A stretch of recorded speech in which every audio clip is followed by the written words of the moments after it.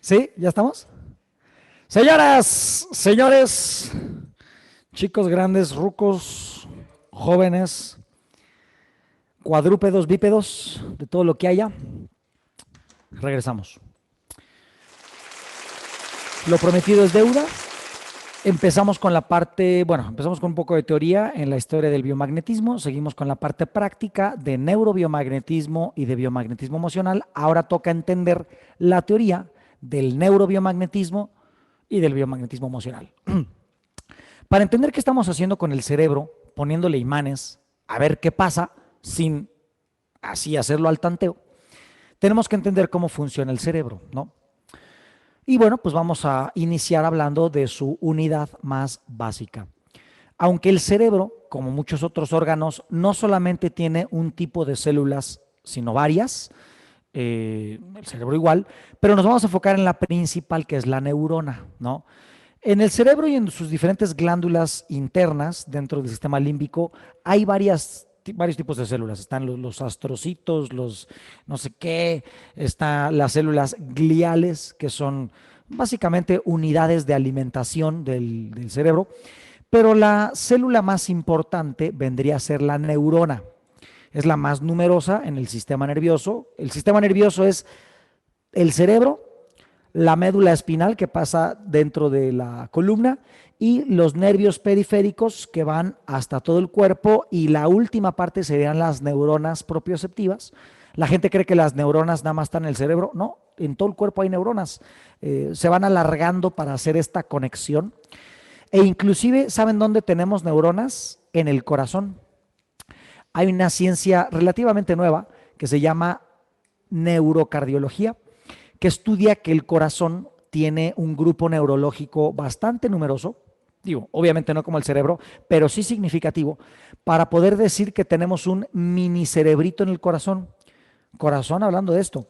Y entonces ese mini cerebrito capta información, llega a tomar decisiones, guarda obviamente información, y entonces sí hay cosas que uno literalmente decide con el corazón. ¿Ok? Entonces las neuronas están en todos lados. Una neurona, en una forma muy básica para verla, sería algo así. Consta de tres partes principales. ¿Ah? Ahorita, después de esta teoría, vamos a ver en pantalla unas imágenes ya reales de las neuronas, pero bueno, primero se les explico aquí.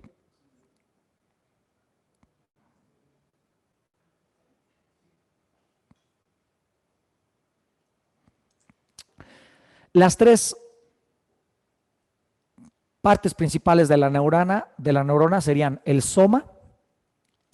El soma es todo este cuerpo principal donde encontramos el núcleo de la célula y bueno, pues todo el citoplasma con los organelos correspondientes, ¿no?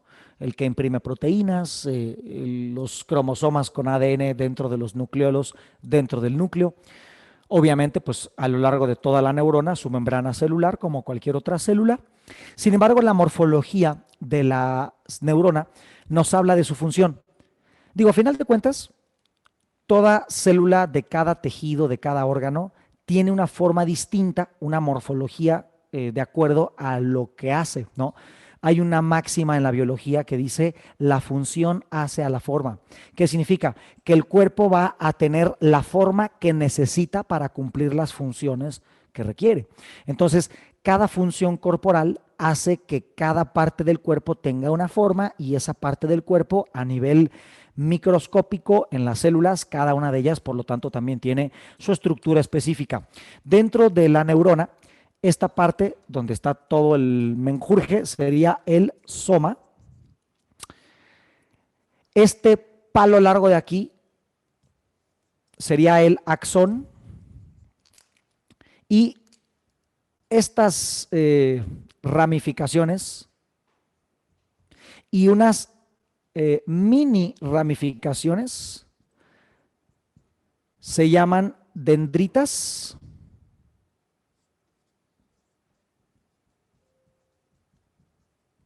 y estas micropelitos de las dendritas son las espinas dendríticas. ¿Para qué tiene esta forma? ¿Cuál es la función? Esta parte interior básicamente es en donde se almacena y se procesa y se distribuye la información. Aquí está, podríamos decir que el centro de mando, aunque ya vimos que la membrana celular es el verdadero centro de mando, pero que está distribuido por toda la neurona. Aquí es en donde se cumple la mayor función interna de la neurona para coordinar todo lo que hace. La neurona, vamos a decir que tiene una boca y muchas orejas.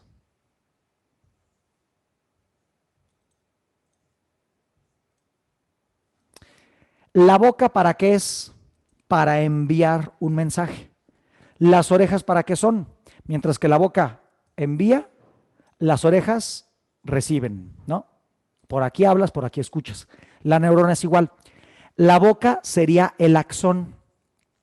El axón sirve para enviar una señal de la neurona a otra y en esa señal se lleva a cabo un mensaje. Esta señal se envía de forma eléctrica. Taca, taca, taca, taca, taca, taca, taca, taca, taca, taca, taca, taca. Quien define cuál señal es la que se va a emitir, pues obviamente es el soma.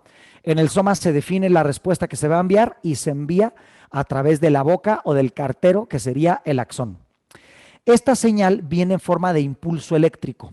Quedamos que una neurona en reposo, como cualquier otra célula en reposo, debe de tener más o menos, según Demetrio Sodi, un voltaje, un potencial eléctrico de membrana celular de menos 70 milivolts y hay una variación de 25 milivolts, dependiendo si se envían 3 o 5 o 8 o 15, es el tipo de respuesta que se genera. Por así decirlo, el abecedario para enviar respuestas, en vez de ser fonemas, son impulsos eléctricos con diferentes intensidades, ¿ok? Entonces, de acuerdo a la intensidad del impulso eléctrico que se transmite a través del axón, es el tipo de mensaje que la neurona envía. Y este mensaje se lleva a cabo gracias a que en estas patitas de acá, si le hacemos un zoom a esta zona, vamos a ver que en cada una de estas patitas, digamos que esta de aquí es esta patita, ¿no? En cada una de esas patitas hay unas bolsas que se llaman vesículas de neurotransmisión. Una vesícula es una bolsita, literalmente. Por eso la vesícula que tenemos debajo del hígado se llama vesícula porque es una bolsita. Y hay diferentes problemas de piel que generan microvesículas encima de la piel, que son bolitas con líquido, ¿no? Entonces, estas vesículas, estas bolsitas, son como una bolsa de dulces. Cada una tiene dulces para dar. Pero cada vesícula tiene un diferente tipo de dulce, ¿no? Este de aquí tiene dulces con chilito, esta tiene pelón pelo rico, esta tiene pulparindos, este tiene bocadines, este tiene Tootsie Pops, este tiene pico rico. ¿Por qué dijiste eso, Vero? ¿Por qué se te ocurrió ese dulce de todos los que había? Ujú. Cada bolsa de dulces tiene su propio dulce. Esos dulces que son neurotransmisores. Y los neurotransmisores podríamos decir que son los químicos emocionales. Como hace rato les comenté, hay más de 50, ¿no? Los más famosos son la serotonina, nos relaja. Las endorfinas sedan el cuerpo, generan una sensación como de adormecimiento en las sensaciones. La melatonina nos induce a querer dormir. La dopamina nos levanta el ánimo, te pones como que con ganas de hacer algo. La noradrenalina nos mete como respuestas tipo estrés. Ay, ay, ay, ay, ay. La anandamida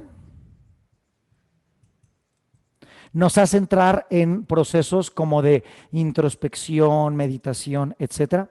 La acetilcolina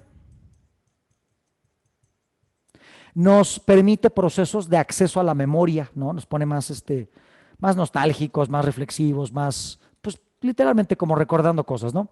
Y bueno, y así hay cantidad más, ¿no? Tenemos el ácido gamino, ¿qué?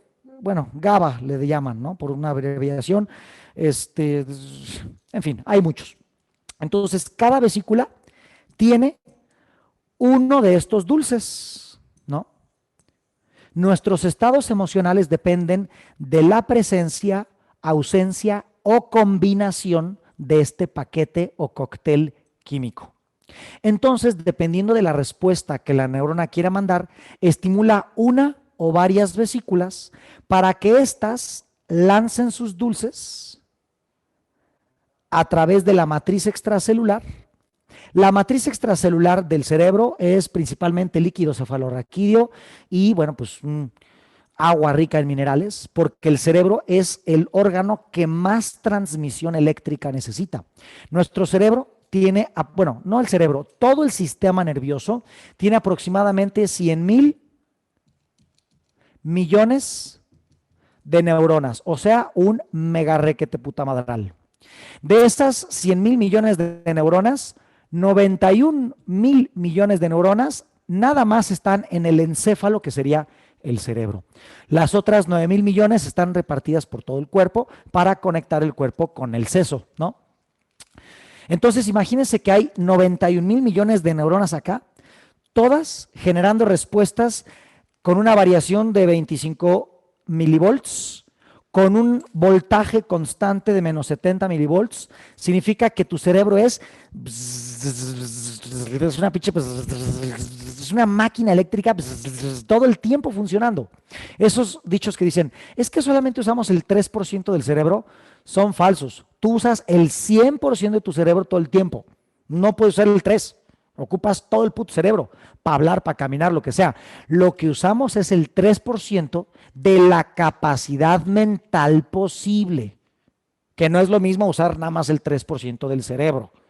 No estarías muerto, ¿no? Entonces, lo que sucede es que todo esto que está en blanco es el agüita donde están flotando las neuronas. De hecho, todo el cerebro está flotando en agua. Al ratito vamos a ver el cerebro qué pedo. Pero primero empezamos por la neurona. Lo que hace es que el axón en estas patitas donde termina estimula con electricidad. Aquí viene la electricidad. De acuerdo al trancazo con el que llega la electricidad, es la bolsita que se estimula, saca sus químicos y las dendritas, ¿qué son? Son las orejas. Si el axón es la boca para hablar, las dendritas son las orejas para escuchar.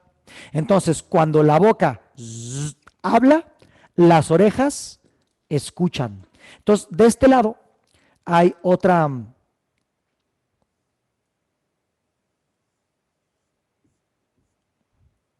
dendrita. Esto ya sería otra neurona, ¿no? Aquí ya estaría otra neurona. Y esto es el axón de la primera neurona y esta es la dendrita de la segunda neurona. Entonces, llega el impulso eléctrico, estimula las bolsitas y cada bolsita, dependiendo del impulso eléctrico, libera uno de sus químicos que pasan a través de este espacio acuoso, es decir, las neuronas ni siquiera tienen un contacto directo físico, sino que avientan los químicos a través de esta agüita y la dendrita que recibe la señal tiene diferentes receptores.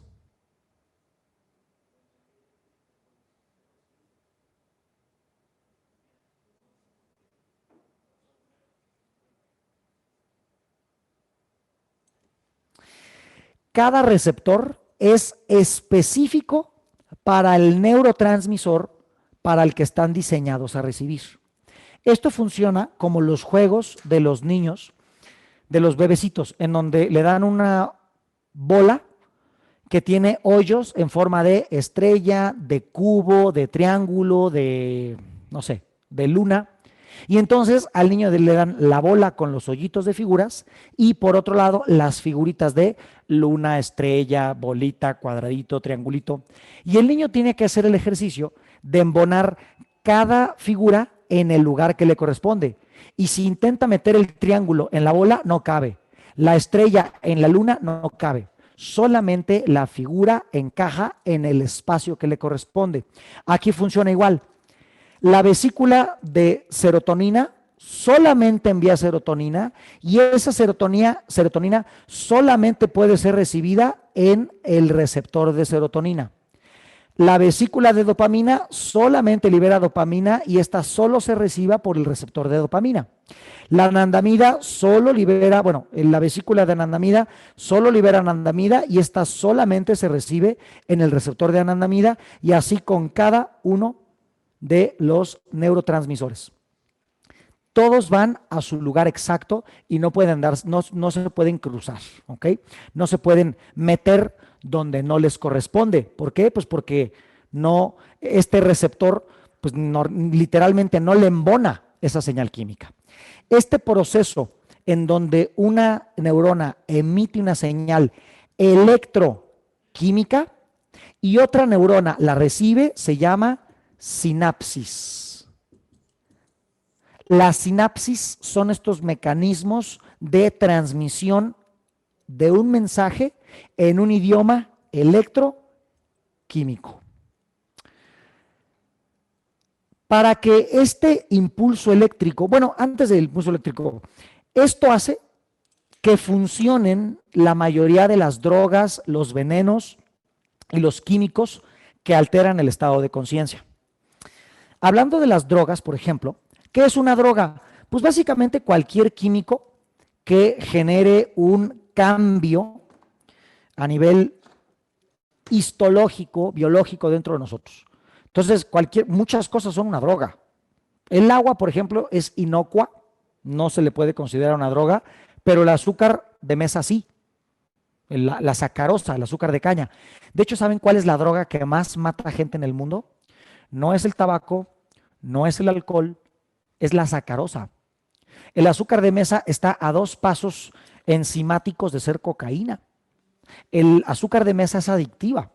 Y eso lo sabe cualquier papá que le da dulces a los niños. Y los niños llegan a un momento en donde, güey, quiero más. Y hasta se ponen como adictitos. Tú dejas de comer azúcar en cualquiera de sus formas. Porque no nada más lo que sabe dulce tiene azúcar. Muchas cosas que no saben precisamente dulces tienen algunos tipos de azúcar.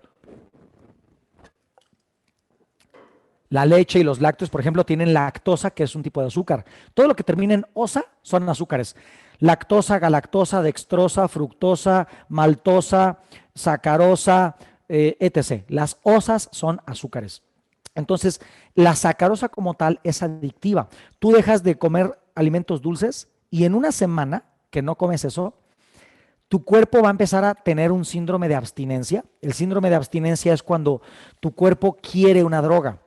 ¿Por qué la quiere? Vamos a hablar, por ejemplo, de la cocaína. Aquí vamos a poner una sinapsis.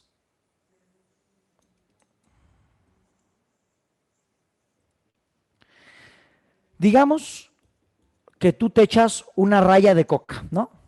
Ahí te la preparas y le das. En ese momento, la cocaína se recibe en tu sangre y se eleva la producción de dopamina. Por eso, la cocaína no es una droga como la mayoría, que te generan un viaje extraordinario. El efecto de la cocaína es un efecto sutil que te da una especie de sensación de energía y una actitud de yo todo lo puedo. Sí, a huevo, sí, chingón. Decimos en México, de Juan Camaney, ¿no? Los que son de México ya saben más o menos qué es eso, que es como un personaje así que se siente muy chingón, que todo lo puede, que todo lo logra, que todos se la pelan, que todas son sus viejas. Bueno, pues la cocaína genera un efecto así, porque la dopamina genera un efecto que tiene que ver con la actividad, con la capacidad, con la disposición, con la alerta, ¿no? Claro que si la dopamina se trepa a niveles demasiados, ya empieza un proceso de alucinación. En la esquizofrenia, las alucinaciones auditivas y visuales muchas veces tienen que ver con un nivel de dopamina altísimo. Pero la cocaína normalmente no llega a la secreción en esos niveles de la alucinación. En el caso de algunos adictos a la cocaína que ya aspiran demasiado, ya empiezan con lo que le llaman el panique. Ya empiezan a tener alucinaciones de que los persiguen, los siguen y se ponen como locos, pero fue por tanto polvo que se meten. Entonces, ¿qué pasa? Si tu cuerpo normalmente secreta, vamos a decir, por poner un número arbitrario, secreta 100 dopaminas, por así decirlo, y te metes un pasón de coca y ese día, en vez de secretar 100, secretaste 200. ¿Qué pasa?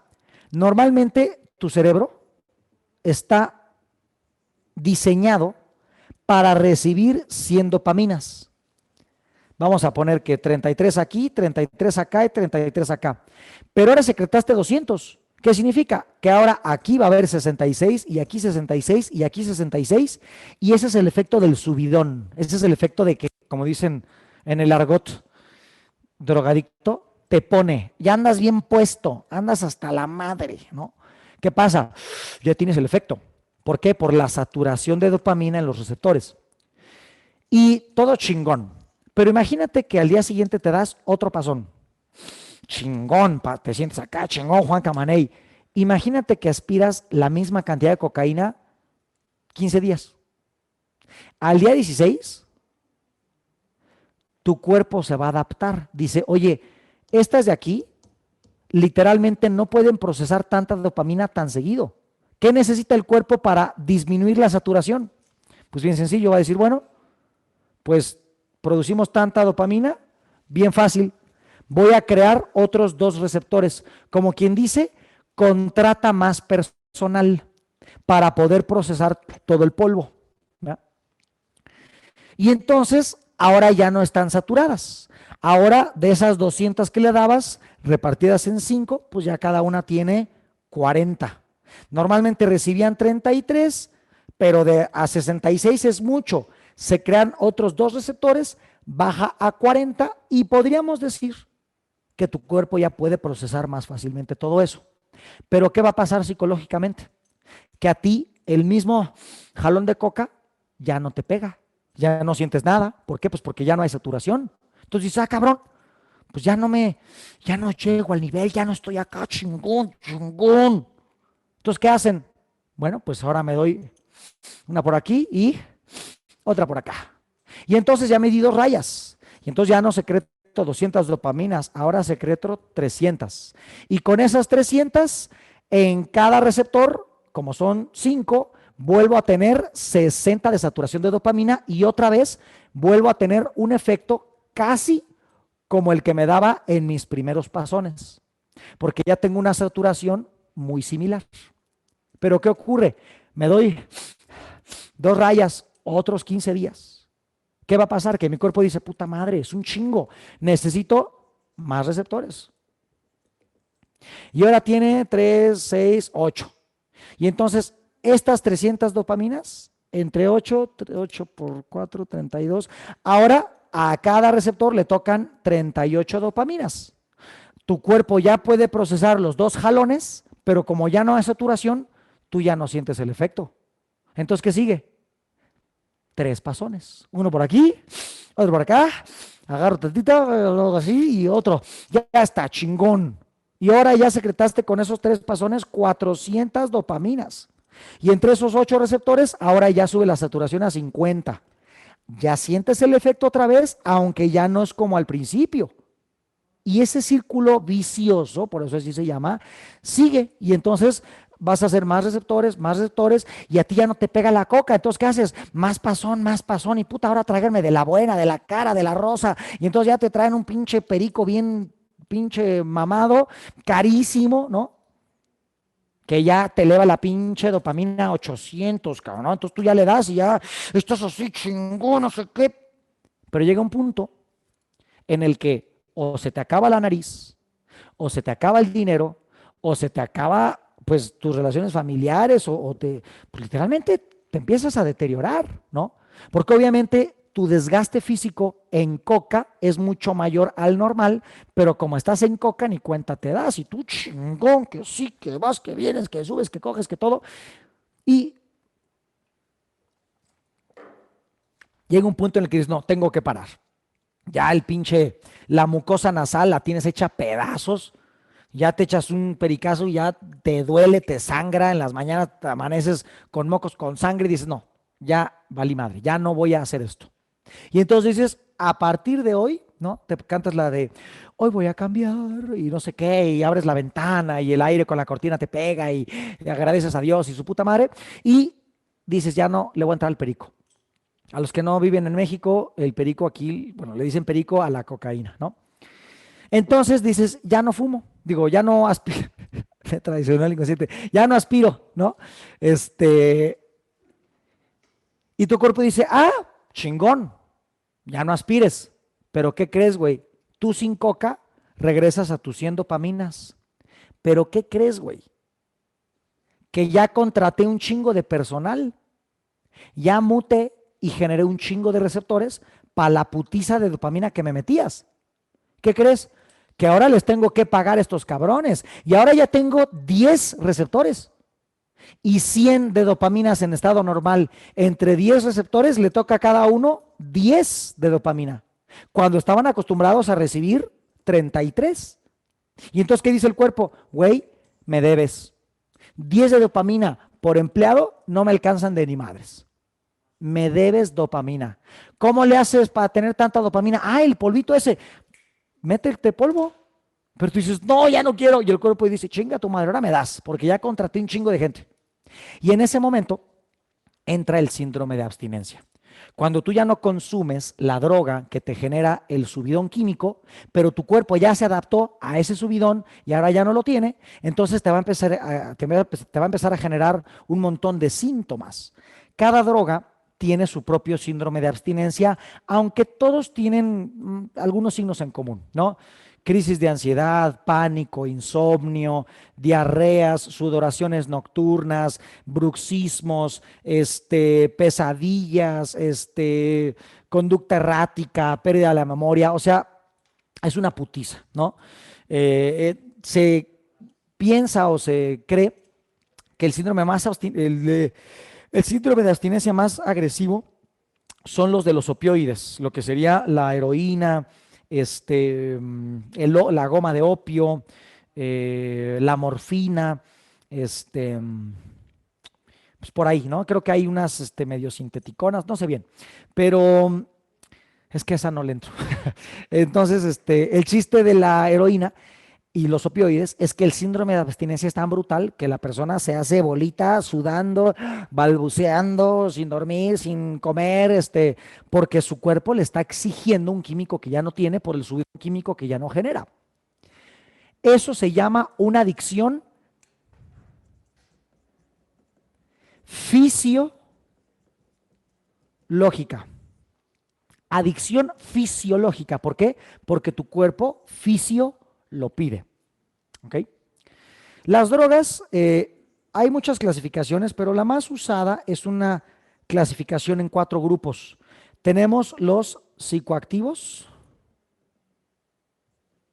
tenemos los sedantes, los estimulantes y los fármacos. Los psicoactivos son aquellas drogas que su principal cambio o efecto es en la conciencia, la percepción del tiempo, la percepción de los sentidos. Se da algo que se llama sinestesia. ¿Qué es la sinestesia? Ver una canción, oler un color, sentir una pintura, mezclar sentidos, ¿no? Normalmente un color lo ves, pero hay drogas que te hacen sentir. ¿Cómo te sientes? Ay, me siento como bien violeta, cabrón. No mames. Pues móchate, cabrón, ¿no? Porque yo me siento bien verde. Entonces, pues, ¿qué ocurre? Esa sinestesia es un cambio en la conciencia, ¿no? Y eso lo hacen las drogas psicoactivas. Las drogas psicoactivas, este diagrama es así, porque comienzan en las más leves hasta las más fuertes, hablando del efecto que provocan. El psicoactivo más fuerte que existe se llama NN-dimetiltriptamina, mejor conocido para los cuates como DMT. El DMT, sí, qué oso. El DMT, curiosamente, el cuerpo ya lo produce. El cuerpo lo produce en la epífisis, mejor conocida como glándula pineal, y lo produce todas las noches cuando estás dormido para poder soñar. Quedamos que la melatonina te induce al sueño. ¿Dónde se secreta la melatonina? En la glándula pineal o la epífisis.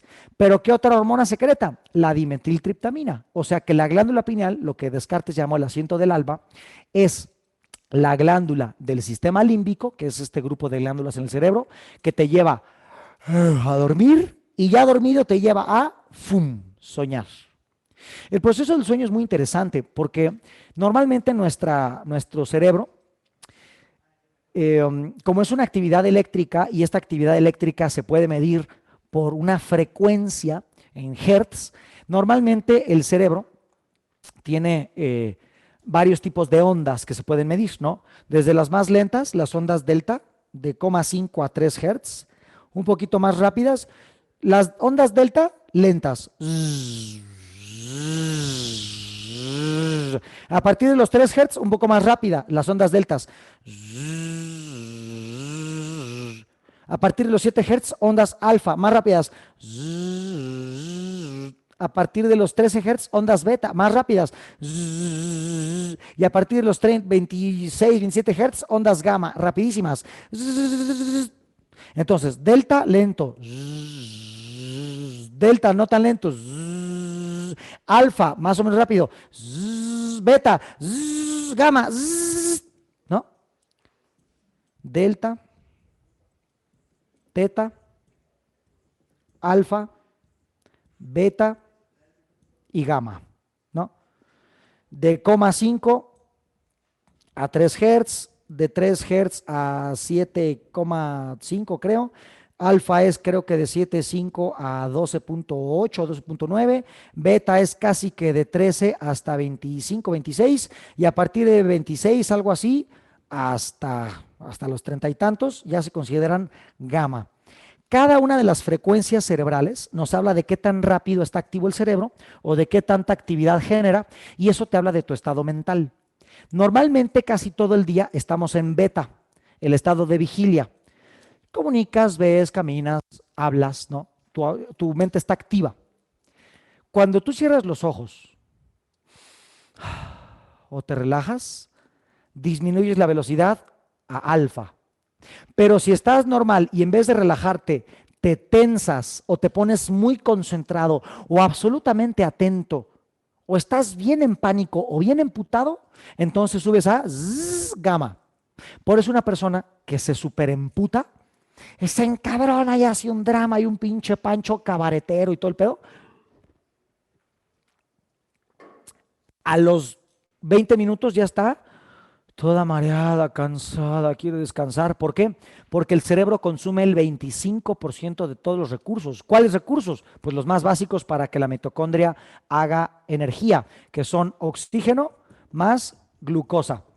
25% de lo que tragas y lo que respiras se va al cerebro, cuando el cerebro pesa nada más 1,5 kilos de los 70 que pesas. Entonces, checa cómo una parte tan mínima de tu cuerpo ocupa una cuarta parte de todo tú. O sea que si hoy te comes 4 tlacoyos, ¿no? O 4 tortas, una de esas tortas se fue solamente para el cerebro.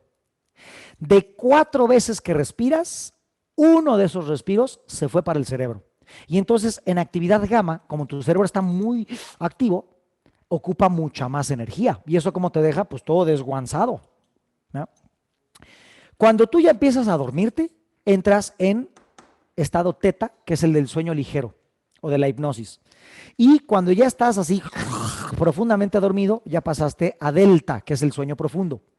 Lo curioso es que una persona, no sé, está viendo la tele a las 11 de la noche y de repente ya dice, ya le voy a pagar.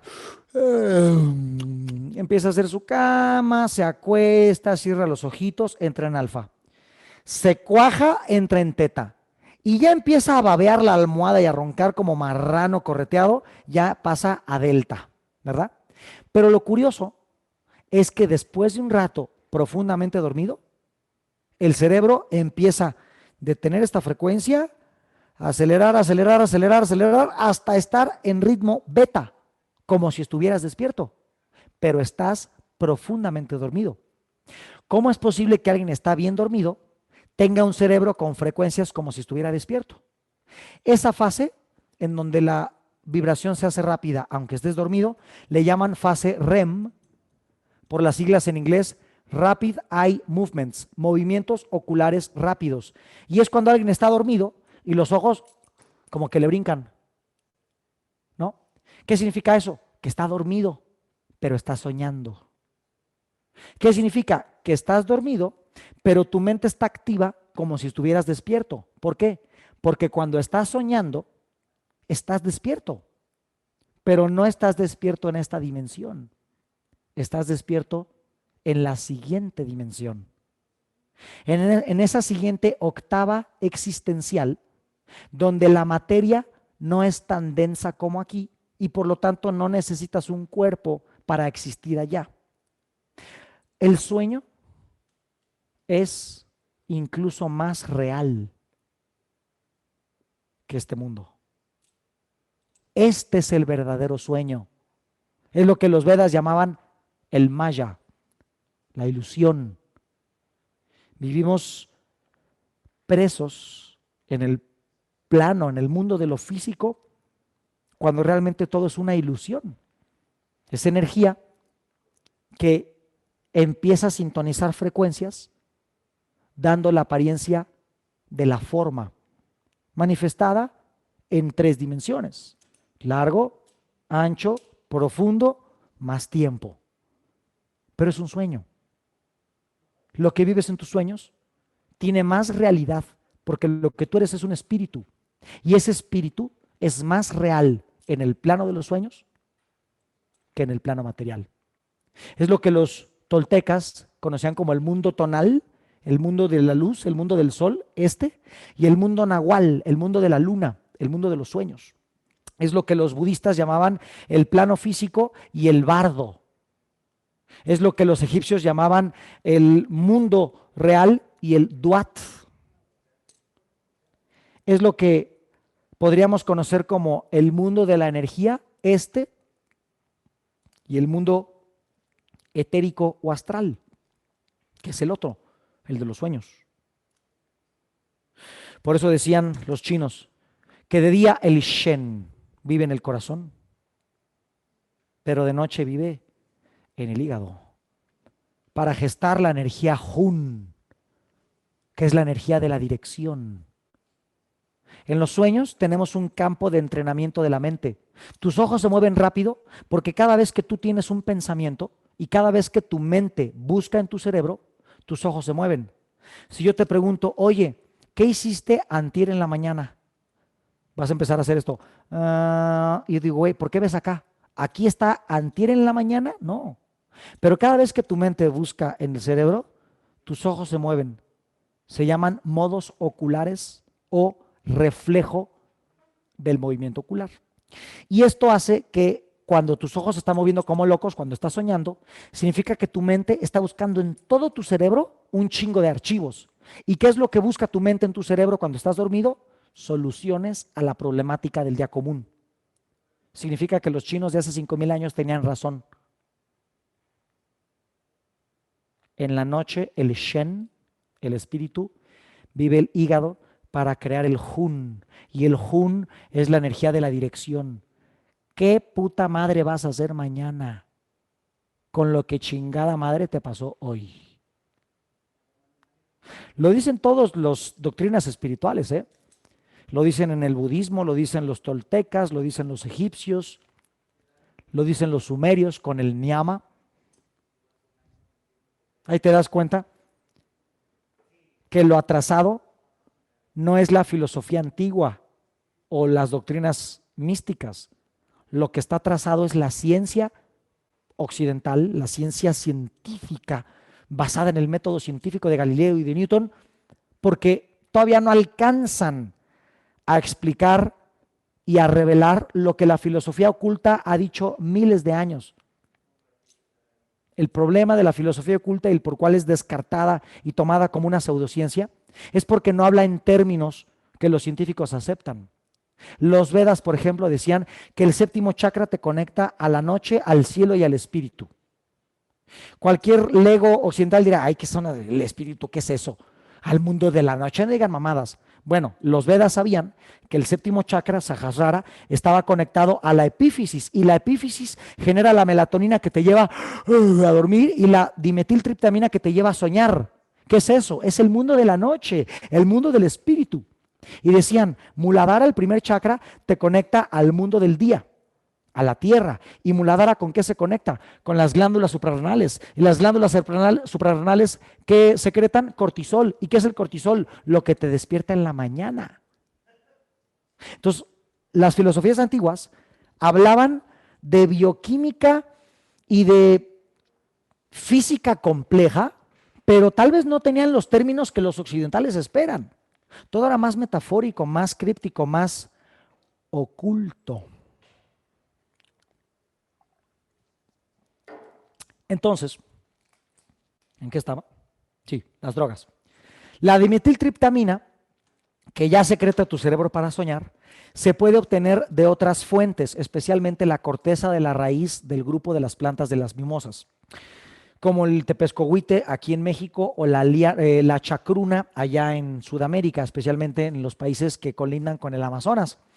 Si nos están viendo de Perú, de Bolivia, de Brasil, de Ecuador, de inclusive hasta de Colombia, saben de qué estoy hablando. Estoy hablando de la famosísima bebida ayahuasca que combina dos químicos, la dimetiltriptamina y otro que es otro químico que se llama inhibidor de la monoaminooxidasa. ¿Qué es? Antes de saber qué es el inhibidor, hay que pensar en qué es la monoaminooxidasa. La monoaminooxidasa es el aguafiestas del cerebro. Imagínate que haces una superpeda, una fiesta, un quilombo en tu casa, ¿no? Y los pinches vecinos le hablan a la chota, a la tira, a la poli, a los pacos, ¿no? Y entonces llega la poli a tu casa. Disculpe, tiene que bajar su volumen porque hubo una queja vecinal. ¿Y qué hacen? Acaban con la fiesta. ¿Quién es ese? El policía es la monoaminoxidasa. Es una enzima que produce tu hígado, cuya función es disminuir la cantidad de cualquier neurotransmisor que el cerebro detecte que está en un exceso. Entonces, la monoaminoxidasa inclusive se utiliza en algunos tratamientos para reducir ataques esquizofrénicos, psicóticos, etcétera, precisamente para bajar el nivel de algunos neurotransmisores. Un inhibidor de la monoaminoxidasa, imagínense que llega la policía a la peda y tu prima, la loca soltera ya medio borracha, dice, no hay problema, yo lo distraigo. A ver, Poli, a ver, vamos a hablar, véngase conmigo tantito al jardín, y va y se lo besuquea. Y mira, el Poli ya no va a decir nada de la fiesta, ya va a estar besuqueándose a la prima soltera en el patio de atrás y ya no paró la fiesta. ¿Quién es el inhibidor? Alguien que inactiva o suprime la acción de la monoaminoxidasa. Y entonces, ¿qué sucede? Que si ya no está el aguafiestas, la fiesta sigue prendida, ¿no? Entonces, la bebida ayahuasca es una bebida que hacen principalmente las tribus de los indígenas shipibos allá en el Amazonas y tiene la combinación de la liana ayahuasca y de la chacruna, que es un arbusto. La chacruna contiene dimetiltriptamina y la liana ayahuasca contiene un inhibidor de la monoaminoxidasa. ¿Qué significa eso? Que la bebida ayahuasca es un cóctel súper complejo, específicamente diseñado para ponerte la fiesta y el que va a distraer al aguafiestas. La pregunta es, ¿cómo chingada madre sabían los indios shipibos de esa mezcla exacta para lograr que tú tengas dimetiltriptamina sin estar dormido? Porque ¿qué sucede si consumes ayahuasca o algunas otras bebidas que pueden contener el químico? Lo que sucede es lo siguiente. Ingresa tu conciencia en el plano, en el mundo de los sueños, pero estando tú despierto. Por eso algunas personas pueden ver cosas del pasado, el nacimiento, historias de conflicto, su infancia, pueden ver cosas del futuro, pueden ver cosas de otras vidas, o simplemente ver la rejilla electromagnética que da forma al planeta. geometría sagrada, qué sé yo. Hay muchos tipos de efectos, depende de la persona, depende de su trabajo interior, depende de su propósito, depende del entorno, depende de muchos factores. Pero literalmente es como si quitaran las cortinas que te tapan de percibir el plano o mundo energético. ¿Ok? Entonces, el más fuerte de los psicoactivos es la ayahuasca. Y ya de ahí para abajo tenemos los que tienen mescalina, como el peyote aquí en México, o el San Pedro o guachumo allá en Sudamérica. Tenemos los hongos psilocibes. Aquí en México tenemos varias especies. El psilocibe cubensis, el Panaceolus campanulatus. Tenemos, ¿cómo se llama el otro? Hay uno que es como de Vallarta, algo vallartensis, creo que se llama. En las latitudes norte, especialmente en Canadá o del lado de Rusia, tienen el típico hongo de Mario Bros, que es como rojo con puntos blancos, que es la manita muscaria, ¿no? Que hasta los alces se lo comen para drogarse, ¿eh? El comer un psicoactivo para ponerte bien loco no es exclusivo del ser humano. Hay muchas especies que activamente buscan drogas para darse la colocada de su vida, ¿eh? Entonces, bueno, ahí tenemos los hongos y los ibes, tenemos los ricos en mescalina, hasta arriba los que contengan DMT, abajito tenemos la salvia divinorum, y ya más para abajo tenemos la marihuana, etc., ¿no? Por ejemplo, la marihuana, que es un tema bien controvertido, tiene dos alcaloides activos, que serían el CBD y el THC.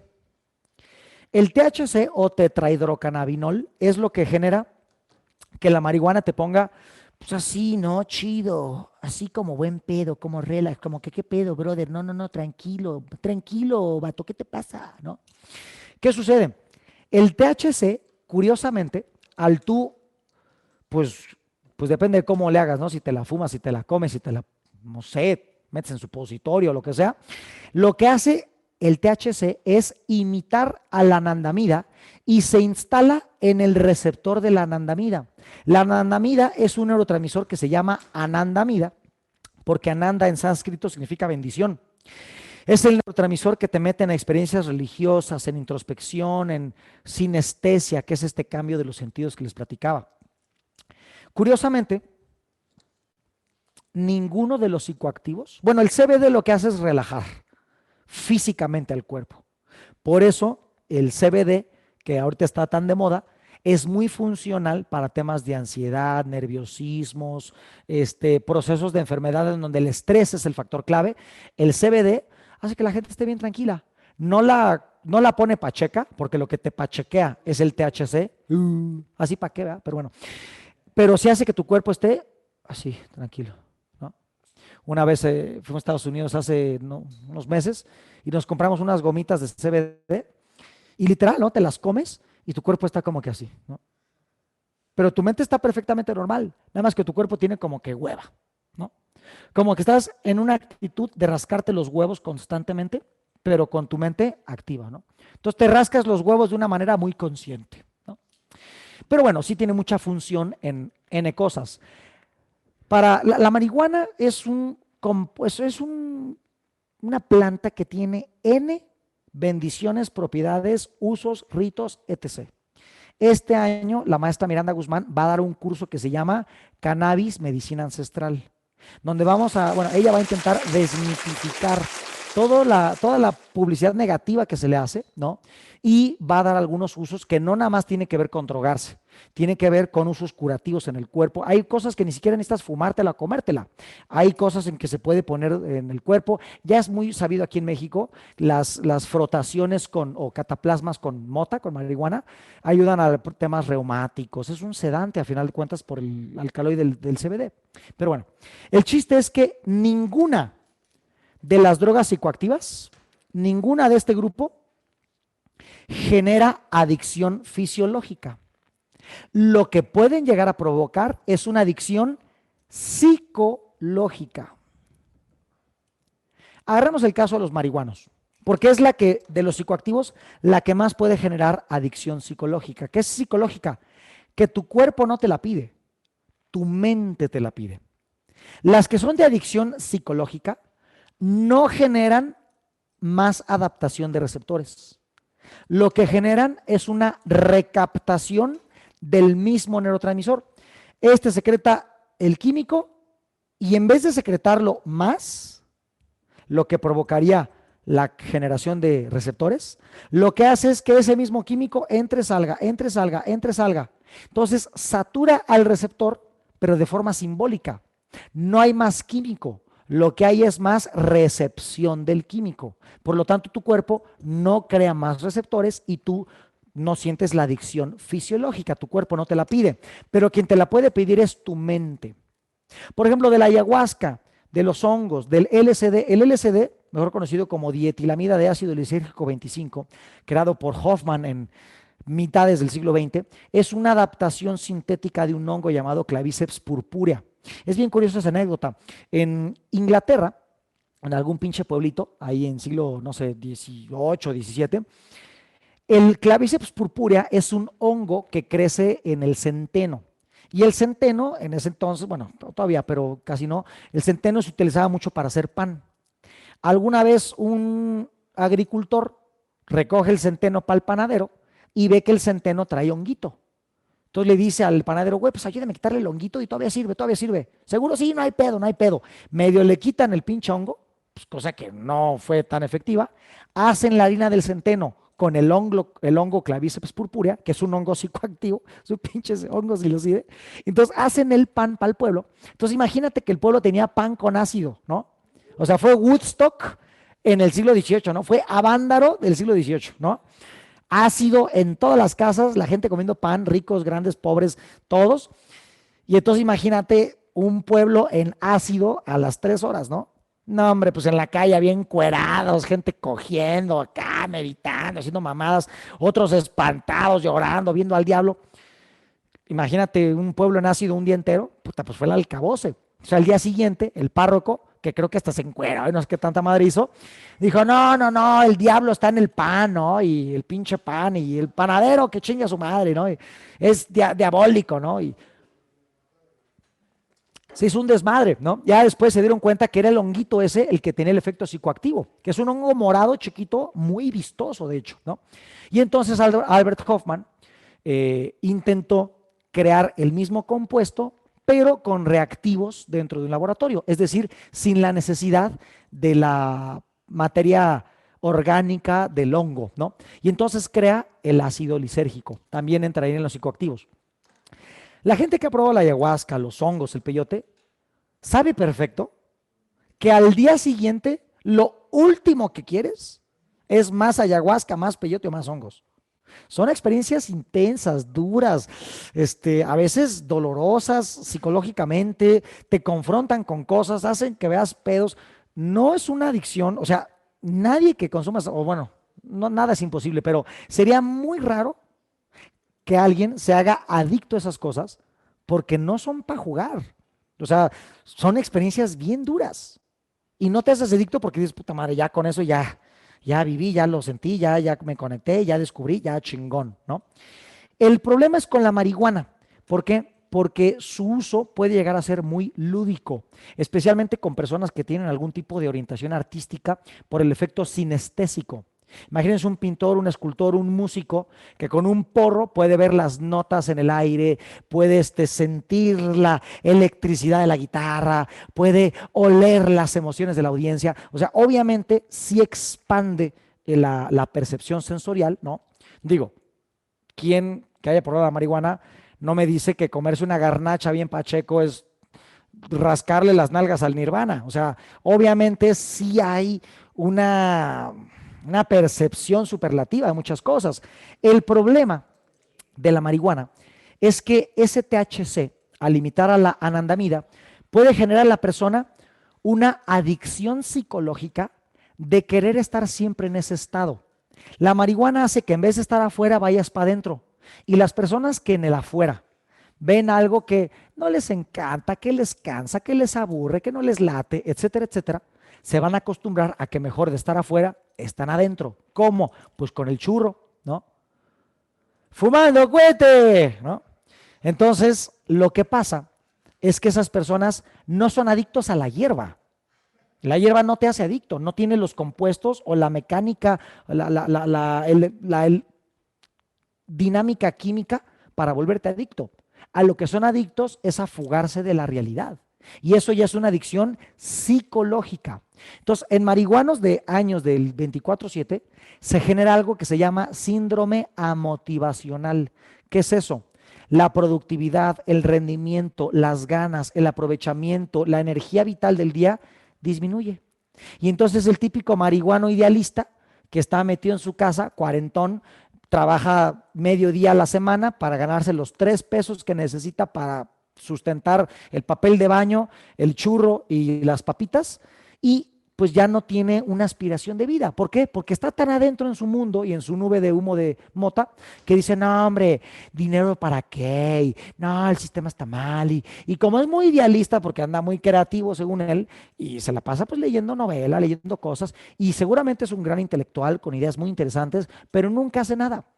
¿Por qué? Porque la marihuana lo deja en ese estado de, sí, todo pisa love, no hay pedo, pues ¿para qué me muevo? Y entonces, el tema es psicológico, no fisiológico. Esas personas no les trabajas la adicción a la marihuana, les trabajas la adicción a fugarse de la realidad, ¿no? Bueno, te ponemos los imanes, Gary, ahorita para que, para sacarte de eso. Bueno, todo eso es lo psicoactivo, ¿ok? Los sedantes son las drogas que hacen que tu sistema nervioso literalmente se adormezca. Ahí tenemos, bueno, pues los más fuertes son los opioides, heroína, morfina, goma de opio. Y de ahí para abajo, ¿no? Hay por ejemplo, hay una planta que se llama chilcuague. ¿Cómo es? Chilcuague. Chilcuague. Chilcuague. El chilcuague es un sedante, por ejemplo, ¿no? Y bueno, eso sería de los más leves. Los barbitúricos y esas cosas están acá. Los estimulantes, el más básico es el azúcar de mesa. Después, el café. Y después del café y todo eso, pues ya empiezan las anfetaminas, las metanfetaminas, el 2CB, y los más fuertes es algo que se llama MDMA, mejor conocido en las calles como el éxtasis. Éxtasis. Ese sí es adictivo. ¿Por qué es adictivo? Pues porque está bien bueno. No, no, sí es cierto. El chiste es que la mayoría de los sedantes y la mayoría de los estimulantes sí llegan a generar una adicción fisiológica. Hay gente que sí es adicta al café, ¿no? El tabaco se considera un estimulante y sí genera una adicción fisiológica, lo sabe cualquier fumador. Los fármacos tienen compuestos que pueden clasificarse aquí, acá, o no, psicoactivo casi no, casi siempre sedante o estimulante, porque son drogas sintéticas exclusivamente usadas para el tema terapéutico, ¿no? Pero todos los que acaban con PAMS, el clonazepam, el diazepam y todos los PAMS normalmente son sedantes, ¿no? Hay algunos aquí inhibidores de la monoaminoxidasa o compuestos que estimulan la producción de monoaminoxidasa. Hay pues todos los ansiolíticos, ¿no? Que si el Prozac, que si ¿cómo se llama el otro? Bien común, bueno, ya saben, la típica droga de psiquiatra gringo, ¿no? Que a todos los pacientes que llegan con un pedo, nomás les receta eso, los apendeja y ya está, ¿no? No estoy hablando mal de todos los psiquiatras, pero muchos, su única función, más que entender qué le pasa al paciente o buscarlo, rascarlo, ayudarlo, nada más es apendejarlo. Ah, ya está, listo, ya está medicado. Pero ¿qué es estar medicado? No es sanar nada, es tener un paliativo que medio te hace funcional, pero no estás curado de nada, compadre. Estás dopado, ¿no? Estás sedado, pero no te curaste de nada, ¿no? Y hay mucha práctica psiquiátrica que su única función es doparte. Hay muchos psiquiatras que no, hay muchos psiquiatras que dicen, ¿sabes qué? Mira, está por aquí, por allá, necesito que vayas también con un psicólogo, necesito que le rasques por aquí, por allá. O sea, como en todo, en cualquier industria, hay los que ponen en alto el nombre de esa industria y hay los que la cagan de una manera brutal, ¿no? Bueno, entonces la mayoría de las drogas, tanto las lúdicas, las prohibidas o las drogas farmacéuticas, su principal acción y el por qué funcionan y el qué hacen se encuentra aquí, en la sinapsis. O hacen que un químico se produzca más o se produzca menos o se capte mejor o se recapte. Prácticamente es eso, inclusive algunos venenos. Por ejemplo, el DMT, la parte vegetal es la que les conté, de la chacruna o del tepescohuite, pero hay un DMT que se llama DMT-O, por su composición química, que sale de las glándulas de la piel del lomo del sapo, no cualquier sapo. No sé si se acuerdan de un capítulo de Los Simpsons donde Homero chupa un sapo en una pirámide mexicana y se pone bien locote. Es que sí es cierto, hay un sapo que si se estresa o se le toca el lomo, tiene unas glándulas en la espalda que sacan una piedrita, una gomita. Esa se recoge, se seca y es DMTO. Y le llaman el businessman trip porque es una colocada de 3 minutos. En 3 o 4 minutos ya regresaste. Pero en esos 3 minutos que te fuiste, puta, pues y te das cuenta a través de un consumo de alguna vez en la vida de algún psicoactivo, especialmente los potentes, te das cuenta a nivel empírico que lo que te cuentan los misterios espirituales y las escuelas de ocultismo, te das cuenta que sí es verdad. O sea, sí existe un plano etérico, sí hay seres que viven ahí, sí tienen sus propias agendas, tu mente está conectada allá, allá está conectado con aquí, o sea, empiezan a cobrar sentido la filosofía escrita, de alguna manera. Regresando al tema de la neurotransmisión y el cerebro, ese fue un breviario cultural. Para que estas vesículas transfieran el mensaje exacto, el impulso eléctrico debe de ser fiel, es decir, lo que manda esto debe de llegar exactamente constante hasta acá. Recordemos que la electricidad cuando viaja sin un aislante, los electrones brincan y se pierden por el principio de incertidumbre de Heisenberg. Sin embargo, para evitar eso, los cables de electricidad tienen un aislante, ¿no? El plástico ese negro que te dan los cables pues, encima. Si el soma quiere mandar un impulso de 8 milivolts, estos 8 milivolts tienen que salir de aquí 8 y acá llegar siendo 8. Porque si aquí salen 8 y aquí llegan 5, ya mandó otro mensaje que no era. Y se hace un teléfono descompuesto. Para eso la neurona, para lograr que el impulso eléctrico se mantenga fiel, va a necesitar la ayuda de otra chiquicelulita, una célula muy pequeña que se llama célula de Schwann. Las células de Schwann están a lo largo del axón y producen un aislante orgánico que se llama mielina. La mielina, vista de lado, tiene la misma estructura que un rollo de papel higiénico de baño, ¿no?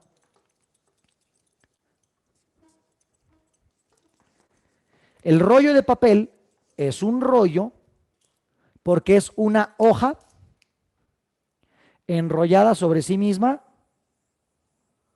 muchas veces. La mielina es igual, es una lámina enrollada que va formando rollitos a lo largo del axón.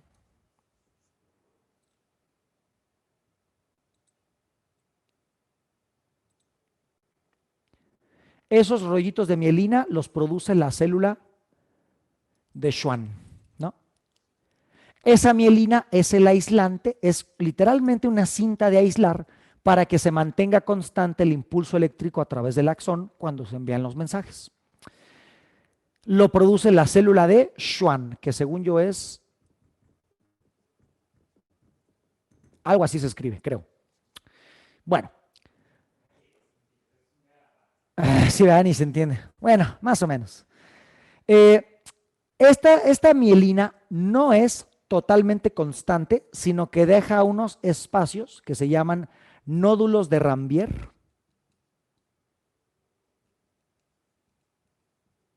Si no le entienden a mi letra, todo está en su manual, ¿eh? O sea, ahí lo tienen, con dibujitos menos piteros, sí. Bueno, entonces los nódulos de Rambier, que son estos espacios, sirven para que otras neuronas ahí se conecten y forman lo que se llaman redes Evianas. ¿Qué es una red Eviana? En honor al señor Ev, que fue el que las, pues podríamos decir que las descubrió, teorizó, comprobó, vio, etcétera. Las redes Evianas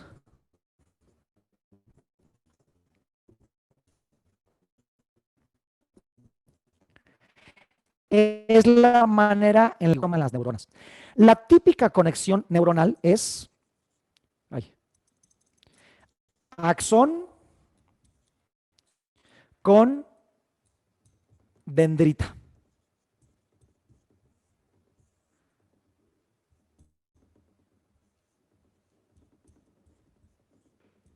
Es la típica red, pero hay de muchos tipos. Hay de dendrita a dendrita, hay de axón, axón, hay de axón a nódulo de Rambier.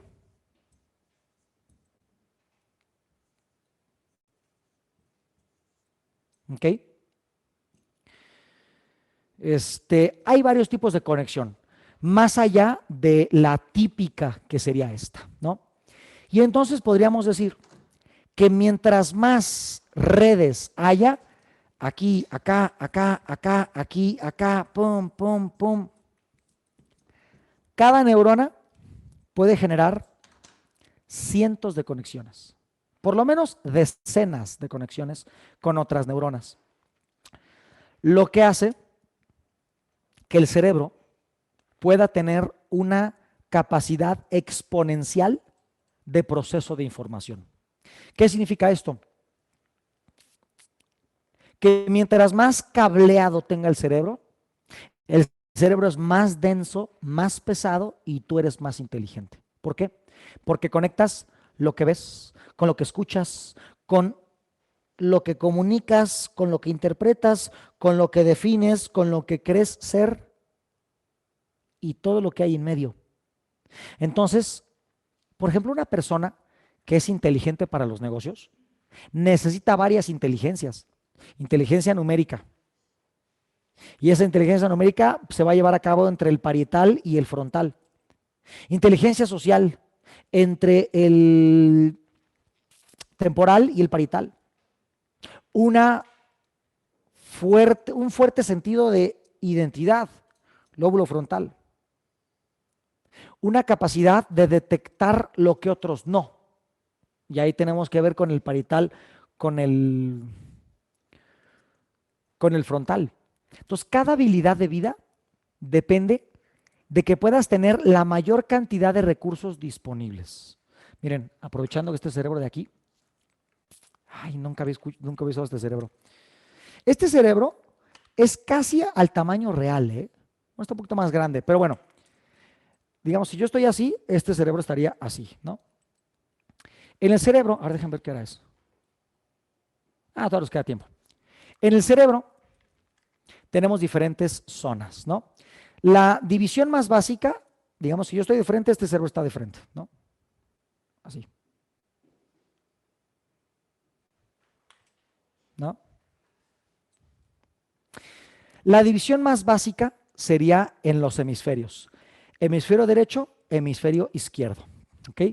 El hemisferio derecho, bueno, empecemos por el izquierdo. El hemisferio izquierdo se encarga principalmente de la función numérica, de la función aritmética, de lo que es todo el proceso de lo que es cuadrado, hablando de cálculo, hablando de patrones matemáticos, hablando del raciocinio más complejo a nivel de cuantificación. El hemisferio derecho tiene que ver más con la parte creativa, la parte subjetiva, la parte holística, la parte sintética. El cerebro izquierdo analiza todo por sus pequeñas partes. El hemisferio derecho analiza todo de acuerdo a una globalidad. ¿Cuál es más importante? Ninguno. Necesitamos el trabajo sincronizado de los dos. Porque para tú ser inteligente necesitas analizar cosas, pero viéndolas como el big picture, ¿no? Viéndolas como en, ¿cómo se podría decir? Viéndolas en su globalidad. Hemisferio analítico, sintético. Estudio particionado, especializado, estudio holístico globalizado. Entonces, se requiere la acción de los dos, porque uno se encarga de los detalles y otro del panorama. ¿Ok? Entonces, la división más básica son los hemisferios. Los hemisferios, para poder conectarse entre sí, tienen una membrana a la mitad y esa membrana se llama cuerpo calloso. El cuerpo calloso permite la transmisión de información entre estos dos lados. Este cuerpo calloso se descubrió su importancia cuando se hacían estudios en personas epilépticas. Las personas epilépticas, esa convulsión, que hay varios tipos de convulsiones, pero en general la convulsión es cuando hay un foco, una tormenta eléctrica en un lado del cerebro y a través del cuerpo calloso esa tormenta eléctrica genera un reflejo, un espejo a la misma zona del lado contrario. Cuando este foco se prende y por espejear igual ocurre la convulsión. Había algunas terapias medio brutales para el tratamiento de la epilepsia donde se seccionaba el cuerpo calloso, llamado callostomía. ¿Callostomía? Creo que sí. Y entonces la persona disminuía la frecuencia y la intensidad de las convulsiones, pero le decían a la persona, a ver, tápate el ojo derecho. Dime cómo se llama esto. ¿Cómo se llama esto? La persona decía, ¿para qué es? Pues para tomar. ¿Qué color es? Pues azul. ¿Cómo se llama? ¿Qué sucede? ¿Por qué la persona no podía nombrar las cosas si le tapaban el ojo derecho? Porque el hemisferio izquierdo se encarga, entre otras cosas, de la nominalización y el lenguaje, especialmente en las áreas temporal y parietal. Y el cerebro forma un sistema cruzado. Este hemisferio, a través de un cruce que está en medio del cerebro, gobierna todo lo que ocurre en este lado del cuerpo. Y viceversa, este hemisferio gobierna todo lo que ocurre acá. ¿Okay? Los ojos igual, a través del quiasma están cruzados. Este hemisferio controla este ojo, este hemisferio controla este. ¿Okay? Entonces, si te tapan el ojo derecho, el hemisferio izquierdo no tiene su sensor visual. Y como este es el lado que se encarga de dar nombre a las cosas, si le enseñan algo a alguien que tiene el hemisferio cortado, como este cerebro no lo ve, no puede darle nombre. Entonces es vital que el cuerpo calloso no solamente se mantenga intacto, sino que cada vez se vuelva más activo, más fuerte y más denso. La verdadera inteligencia está en la interconexión de todo el cerebro. Por eso los cerebros de los hombres y las mujeres son diferentes. El hombre piensa en corredores, en cajas. La mujer, el hombre piensa en cajas y en encajarla también. La mujer piensa de una forma más, más global, más interrelacionada. Por eso las habilidades de cada quien son diferentes. El hombre tiene una conducta y unas habilidades en donde puede medir de una manera mucho más rápida y más efectiva lo que son las trayectorias, los espacios y las velocidades. Por eso, en general, porque claro que siempre hay excepciones, pero en general el hombre tiene mejor puntería y es mejor conductor. No es por ser machista ni por denigrar a las mujeres, es un tema biológico, neurológico. El hombre tiene mayor definición de los objetos, la distancia y la velocidad de los mismos, porque el hombre está diseñado biológicamente para proteger la cueva. Y para proteger la cueva, ¿qué necesita? Identificar el predador, dónde viene, cuánto va a tardar en llegar y cómo me tengo que preparar. Y yo poder agarrar la piedra o la lanza y atacar al predador. Y para eso tengo que hacer un cálculo inconsciente, rápido y efectivo de por dónde viene, cuánto pesa la piedra y a dónde le voy a dar. Por eso en las competencias de tiro, la mayoría son hombres. Lo mismo pasa en las competencias de manejo. Ahí se tiene que calcular de manera efectiva distancias, velocidades y el espacio en general. ¿Cuáles son las ventajas de las mujeres? La mujer tiene un pensamiento mucho más global. Por eso la mujer tiende a ser... ¿Han escuchado esa frase que detrás de cada hombre hay una gran mujer y detrás su esposa? Bueno, no, esa última es una adición. Pero es cierto que muchos hombres no tienen la visión, el empuje, la motivación, ese ver el gran panorama y decir, puta, esto puede ser así, así, asado. Eso lo tienen más las mujeres. Por eso los grandes reyes, emperadores, presidentes, a veces la que está realmente gobernando, diciéndole, mira, ¿por qué no aquí, allá, o hace esto, o piensa en lo otro? Es su mujer, ¿no? Por eso, cuando tú envías a un hombre, oye, pásame el queso del refri, el hombre va, abre la puerta y hace esto. Pásame el queso, ahí voy, es que no está, que ahí está, es que no está, mi amor, no está. Y tu hija te dice, puta, si voy yo y lo encuentro, ¿qué te hago? Pues no sé, cógeme algo, ¿no? La mujer va, ni siquiera tiene que ver el refri, nomás agarra, mete la mano y saca el puto queso. ¿Qué sucedió? La mujer es más global, es más de panorama. El hombre es más imbécil, más como de así, ¿no? Entonces, tenemos habilidades diferentes, porque tenemos cerebros diferentes, porque tenemos flujos de electricidad que tienden a un circuito diferente, ¿no? Entonces, ¿de qué depende que seas chingón? ¿De qué depende que seas inteligente?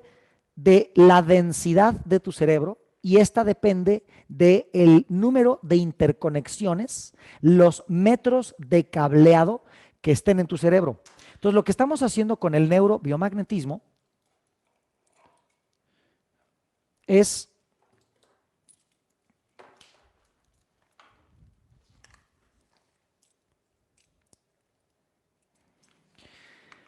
a través, bueno, después del cerebro tenemos la capa que cubre al cerebro, que son las meninges, que es una tricapa.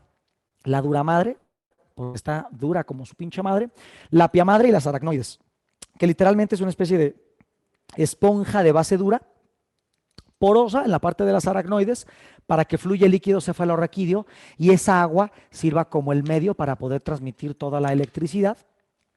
Y después pues ya tenemos el cráneo y el cuero y el pelo y la chingada, ¿no? Entonces cuando tú pones un imán chiquito, estás influenciando la parte más de la corteza. Pero el imán grandote, su campo magnético es más grande y puede influenciar zonas más internas. Hablando de neuroanatomía, además de los hemisferios, que están divididos, ya vimos que por el cuerpo, bueno, más bien unidos por el cuerpo calloso, la siguiente subclasificación son los lóbulos. Bueno, hay ciertas grietas que se llaman cisuras y se toman como indicador para ver la separación de los lóbulos. El más grande en el ser humano es el lóbulo frontal. Es casi todo esto. Digamos, si yo estoy así de perfil, el cerebro estaría así, ¿no? Entonces, el lóbulo frontal está desde arriba de los ojos hasta acá, ¿no? Es todo esto, el lóbulo frontal. ¿Para qué sirve el lóbulo frontal? Es la parte del cerebro que se encarga de la identidad, de que tú sepas quién eres, cómo te llamas, dónde vives, qué quieres, qué necesitas, etc. Para mantener tranquilos a los locos de los manicomios en el siglo XVIII y XIX, lo que hacían era una lobotomía. Lo que hacían era que por la nariz o por la cuenca del ojo metían un punzón, que era un pinche fierro duro, y lo que hacían era que por el ojo o por la nariz, principalmente por el ojo, machacar esa parte del cerebro. La hacían puré. Entonces la persona ya no tenía sistema de identificación ni de deseo. Le decían, siéntate, se sentaba. Párate, párate. Come, come. ¿Qué quieres, melón o sandía? No podía decidir. no tenía el mecanismo para poder efectuar una decisión. Lo bueno es que ya no existe esa lobotomía. Ahora la cambiaron. Ahora la lobotomía ya no es con un punzón, es con una caja cuadrada que emite colores. Se llama televisión. Ese es el nuevo lobotomizador, ¿verdad? Después del lóbulo frontal, bueno, no después, pero siguiendo la secuencia, tenemos el lóbulo temporal. El lóbulo temporal está, digamos que donde está la oreja, ahí arribita, todo esto de acá, ¿no? Ese es el lóbulo temporal. Principalmente se encarga de procesar la audición, la postura, la interpretación del lenguaje, eh, cosas así. Por atrás del lóbulo temporal está el hipocampo, que es el que se encarga de la memoria. Más para arriba, en esta zona de aquí, tenemos el lóbulo parietal. El lóbulo parietal tiene la zona sensomotora, que es la que se encarga de que tú sientas todo lo que ocurre a tu alrededor físicamente y puedas controlar o definir el movimiento.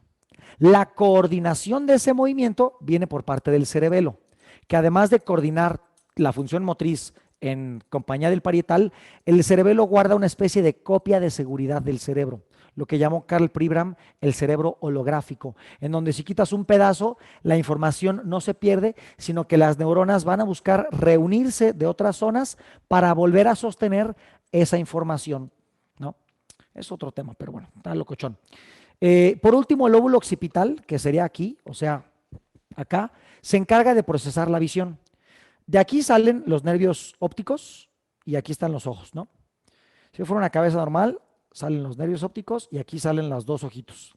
Entonces, toda la luz que impacta en los ojos se traduce en una información eléctrica gracias a la retina que está detrás del ojo, pasa por el nervio óptico, se cruza a través del quiasma y llega al lóbulo occipital, donde se procesa si algo es chico, grande, rojo, verde, está lejos o cerca, te gusta o no te gusta, todo está acá. ¿Ok? Acá por debajo del cerebro, bueno, tenemos aquí el cerebelo, que ya vimos que se encarga de la copia de seguridad y de la coordinación motriz. Y acá debajo, ahorita lo vamos a ver en pantalla mejor, pero por debajo, estoy tirando esto, tenemos lo que sería el tronco encefálico, el bulbo raquídeo. El bulbo raquídeo se encarga de mandar toda esta información al resto del cuerpo por la médula espinal. Y acá estos pequeños componentes, el mesencéfalo y el no sé qué, se encargan de conectar al cerebro, pues todas las partes con todas, ¿no? Y también se encargan de regular la función automática del cuerpo, como el latido del corazón, la respiración, la peristalsis, que es el movimiento de los intestinos para que lo que tragas pues pase y lo puedas cagar, etc. Y ya ahí en el mero centro, ahí está el sistema límbico, que tiene varios componentes: la epífisis, que es para dormir y soñar, la pituitaria y el hipotálamo, que se encargan de controlar la secreción hormonal de todas las glándulas, el hipocampo, que está más en los laterales para la memoria, las amígdalas cerebrales, que guardan las respuestas ante el miedo, así como el congelarte, el correr o el luchar. ¿Qué más hay ahí? El cingulado, que nos ayuda a producir más neuronas. ¿Qué más hay?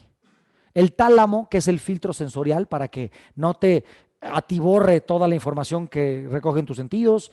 Y bueno, tal vez se me están volviendo algunas partes, pero no son tan importantes, ¿no? Pues así está el cerebro. Vamos a verlo en imagen. Basta de hablar de pendejadas. Ok. Bueno, ahí tienen la neurona. Todo esto está en su manual, ¿eh? La neurona con sus pedazos, todo el show. Ahí está cómo la mielina se forma en rollitos, la chingada. Ahí ven, bueno, un corte transversal de la mielina, donde pueden ver cómo es una bicapa lipídica, lo cual, bueno, la bicapa lipídica es el axón, nos ayuda a mantener el potencial eléctrico. Y ahí está. Esto es el axón con su membrana celular, y por encima, esto es la mielina, gracias a la acción de esta celulita, que es la célula de Schwann, ¿no? ¿Qué pasa cuando esta mielina se pierde?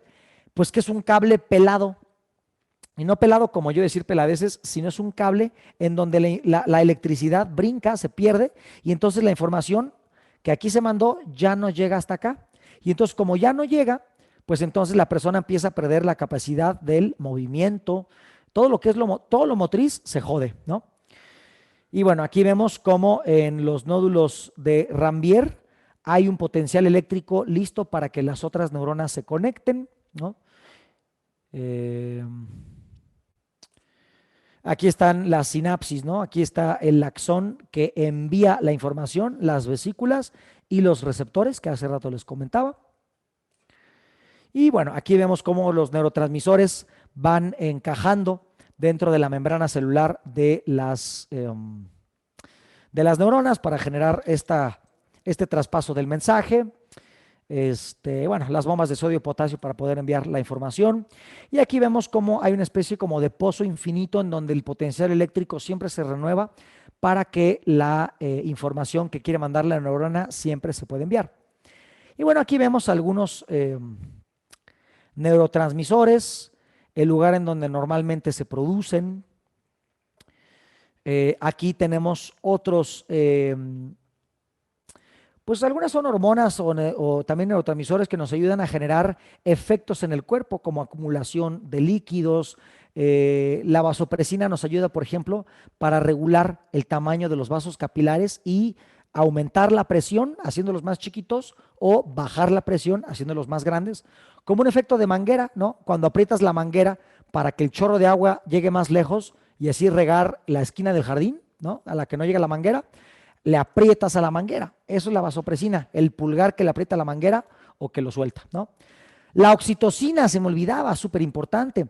La oxitocina es la hormona del amor, es la que nos ayuda a entrar en procesos reales de amor, diferente a la feniletilamina, que tiene que ver simplemente con el enamoramiento, que es diferente. La histamina, por ejemplo, nos ayuda a, bueno, pues sí, inicia procesos de inflamación, ¿no? El glucagón nos ayuda a liberar el azúcar guardada en forma de glucógeno en los músculos. Bueno, en fin. Ahí vemos que algunos neurotransmisores tienen enzimas o tienen otros químicos que los van a ayudar a producirse más o menos. Muchos medicamentos funcionan a este nivel, es decir, fármacos que ayudan a la enzima que hacen que éste se produzca más o alguna señal que hacen que lo inhiba, ¿no? Es decir, actúan de manera indirecta en la sinapsis, ¿no? Y bueno, aquí vemos algunos venenos, ¿no? Y qué es lo que hacen. Por eso hay algunos venenos de algunos batracios o de algunos anfibios, que, o sea, serpientes o sapos, que pues te vuelven loco, te paralizan, te matan porque paralizan la función respiratoria o todo eso. Y bueno, pues literalmente te mueres de asfixia, ¿no? Pues porque ya no pasa la señal al pulmón. Aquí vemos algunas funciones de los fármacos, ¿no? Qué es lo que tratan y cómo es que actúan a nivel de neurotransmisión. Aquí vemos la sinapsis, ¿no? La típica, que es de axón a dendrita, pero también hay de axón a soma y de axón a axón, formando diversos tipos de redes. Una neurona puede conectarse con un chingo a la vez, ¿no? Y esto hace que si multiplicamos los 100,000 millones de neuronas por el número de conexiones que pueden tener entre ellas, en un cerebro hay mayor número de posibles conexiones que el número de planetas y soles en una galaxia. Significa que cuando te dicen, es que cada cabeza es un mundo, no, ni madres, cada cabeza es una pinche galaxia, literalmente. El potencial para el aprendizaje y el tener información en la mente es impresionante. El único límite es la creatividad, el esfuerzo, la imaginación y el creer que se puede o no se puede. Esto es una sinapsis. Y bueno, aquí nos habla de un poquito de potenciales eléctricos dentro de la membrana, cómo las neuronas del cerebro se conectan con los músculos y el movimiento y todo lo que es la capacidad motriz, ¿no? Toda la interconexión del cerebro con todo el cuerpo, las frecuencias y bueno, si quieres ponme ya tantito la imagen. Ándale, esa no, esa. Bueno, este, bueno, esta sí ponme la imagen, ¿eh? Ahí vemos la tricapa que les decía, ¿no? Esa tricapa, este de aquí es el cerebro, y esta tricapa es las meninges, que es la bolsa que cubre al cerebro. Todos los órganos tienen una bolsa que los cubre, ¿no? Tenemos los pulmones cubiertos por la pleura, el corazón por el pericardio, las tripas por el peritoneo, los huesos por el periósteo y el cerebro por las meninges. Y esta es la triple capa que les comentaba. Esta aracnoides es pues una especie de esponja para que pueda fluir el líquido, que es el líquido cefalorraquídeo. Ese líquido va por fuera del cerebro y también por dentro en unas cavernas que se llaman ventrículos, que están aquí donde está el cursor.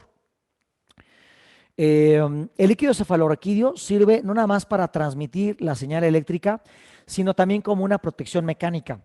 En el box o en las peleas, lo que le llaman el knockout, que es cuando un golpe a la persona la tumban y le hacen perder el conocimiento, es cuando el cerebro, si este es el cráneo, mejor así, ¿eh? Es que necesito el cerebro. Si este es el cráneo y este es el cerebro es el único órgano que está flotando. Todos los otros órganos tienen suspensorios para poder pues estar colgados, ¿no? Y juntos. El cerebro no está conectado a nada, está flotando en el cráneo. Lo que evita que esté pegado al cráneo es el líquido cefalorraquídeo. El knockout en las peleas es un trancazo que hace que el cerebro pegue con el coco. Y eso hace que, pum, hay un choque eléctrico que te desconecta, ¿no? Ahora sí ponme la imagen, flaco. Ahí, por ejemplo, tienen el cerebro cubierto por las meninges, ¿no? Ahí ven cómo se pueden, bueno, ahí se están removiendo las meninges y vemos ese arrugado del cerebro que les decía que es para que cupiera más en menos, ¿no? Para que hubiera pues una gran extensión de cerebro en menos necesidad de volumen. Aquí vemos cómo pues el sistema circulatorio del cerebro es bien importante para poder consumir ese 25% de los recursos. Ahora, aquí vemos algo bien importante. El cerebro es una especie de brócoli. Vean cómo es un brócoli. En los extremos están las hojitas y las hojitas están unidas por un tallo. Este tallo es el cableado que conecta todo el brócoli. El cerebro es igual. Estos son las hojas del brócoli, lo que le llaman la materia gris. Pero la materia gris está conectada por todo un material axónico, que es el cableado, que le llaman la materia blanca o la sustancia blanca. Y ya esto de aquí es el cuerpo calloso y acá está el sistema límbico. Esta es una sección transversal del cerebro. Es como si aquí lo partiéramos a la mitad, ¿no? Este es un cerebro visto de lado. Imagínense que estaría como así, no, al revés. Bueno, esto que ven aquí es la nuca, el cerebelo. Esto de acá es el lóbulo frontal, ¿no? Si lo partimos a la mitad, queda esto, pero volteado. Ahora el cerebelo está ahí. De este lado, aquí tengo que voltear la imagen, pero bueno, aquí el cerebro estaría así, ¿no? El cerebelo es esta parte de acá, el lóbulo frontal está aquí, que está acá, y bueno, este es el cuerpo calloso que los une, y aquí adentro está el sistema límbico, el tálamo. Este negrito es la glándula pineal, la epífisis, que se va calcificando con el tiempo. Epi significa al final de, está al final del sistema límbico, ¿no? Por acá está la pituitaria, el hipotálamo, y bueno, todo esto ya es el bulbo raquídeo, y abajo ya baja hacia la médula espinal, etc., ¿no? Esto aquí encima estaría el lóbulo temporal, lóbulo occipital, lóbulo parietal, y todo de aquí para acá, esto es el lóbulo frontal, todo eso. Entonces es como un brócoli el cerebro, ¿no? Bueno, las áreas de Brodmann, pues ahí vemos cómo cada zona, de acuerdo al estímulo eléctrico que se le aplica, es donde se catalogan pues sus funciones, ¿no? Sensoriales, motoras, la memoria, etc., ¿no? Y ahí tienen todas las zonas de Brodmann. Y bueno, esto es una radiografía del cerebro. Un imán chiquito afectaría las zonas corticales, la materia gris. Un imán grande llegaría a la sustancia blanca y al sistema límbico. Por eso utilizamos imanes de dos tamaños. Ahí tiene los lóbulos. Y bueno, a esto quería llegar. Si yo parto el cerebro a la mitad, visto de frente, tendríamos una imagen como esta. Esto es el lóbulo parietal. El lóbulo parietal tiene dos secciones, la sección motora y la sección sensorial. Chequen cuánta parte del cerebro se ocupa para sentir el torso. Nada más esto. Pero chequen cuánto del cuerpo se ocupa para sentir la mano y para sentir la cara y para sentir el aparato vocal, la lengua, las cuerdas vocales, los labios. ¿Qué significa esto? La mitad del cerebro en la parte de sentir, la mitad solamente es para la cara y la voz. ¿Y para qué es la cara? Para poder emitir lenguaje corporal que comunique. ¿Y para qué es la voz? Para lo mismo. Observen cuánto es para la mano.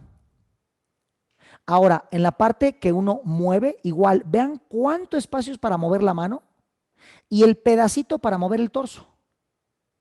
Y cuánto espacio para mover la cara y la lengua. ¿Qué significa eso? Que el cerebro humano le da muchísima importancia a sentir y a mover las manos y la cara y la lengua. Bueno, antes de que quites la imagen, si nosotros hiciéramos una persona en proporción a lo que necesita su cerebro para sentir y para mover, la persona sería así, de este tamaño de manos con respecto al cuerpo, de este tamaño de boca para mover y para sentir sería más o menos así. ¿Qué significa eso? Si quieres, quítame tantito la imagen. Significa, señoras y señores, que la humanidad es lo que es por cómo es su cerebro.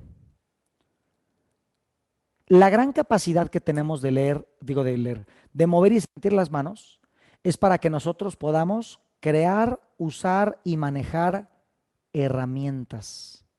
Y eso nos da la tecnología, empezando por una de las más importantes y más básicas de todas, que se llama escribir. Para poder escribir,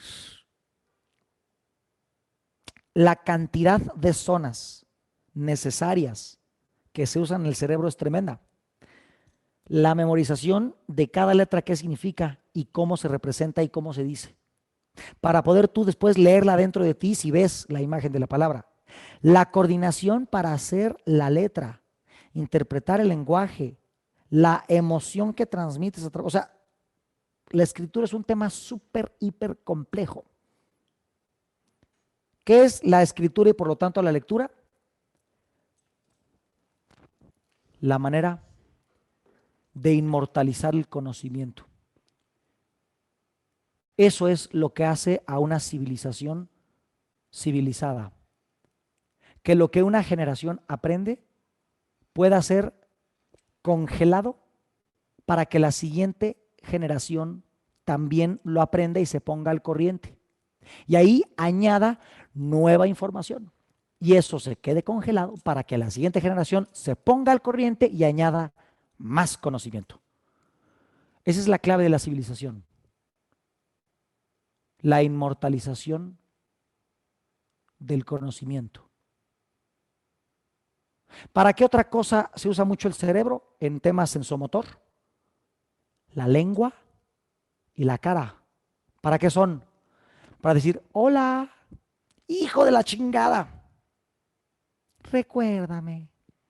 ¿Qué sucede? Tenemos 80 músculos en la jeta y podemos hablar por lo menos 5 vocales y 20 consonantes. Una gran parte del cerebro solamente se usa para poder comunicarnos.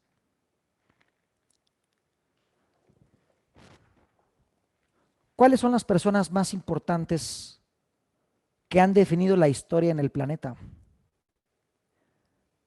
Los contadores de historias. ¿Por qué la humanidad es la especie dominante en el planeta? Dominante relativamente, porque la especie dominante es el mundo vegetal. Ellos gobiernan al mundo. Pero ¿por qué el ser humano se siente el dominante? Pues porque nosotros somos la especie que, no podríamos decir que es la más numerosa, porque hay muchos insectos que son más numerosos dentro del mundo animal, pero en los últimos años hemos duplicado la biomasa del planeta. Entre la masa de los seres humanos y la masa de los animales que nosotros producimos para el consumo o domésticos, nosotros ya generamos más biomasa animal que la misma naturaleza. Tenemos una influencia cósmica, que es salir de la atmósfera, poner un pinche satélite encima e inclusive llegar a la luna, que muchos dicen que sí, que muchos dicen que no, que su puta madre, entre peras o manzanas, nuestra influencia ya va hacia el cosmos. Somos tan cabrones que ya le rompimos la madre a la capa de ozono y vamos derechito a rompérsela al Amazonas. Somos una especie con mucha influencia en el planeta.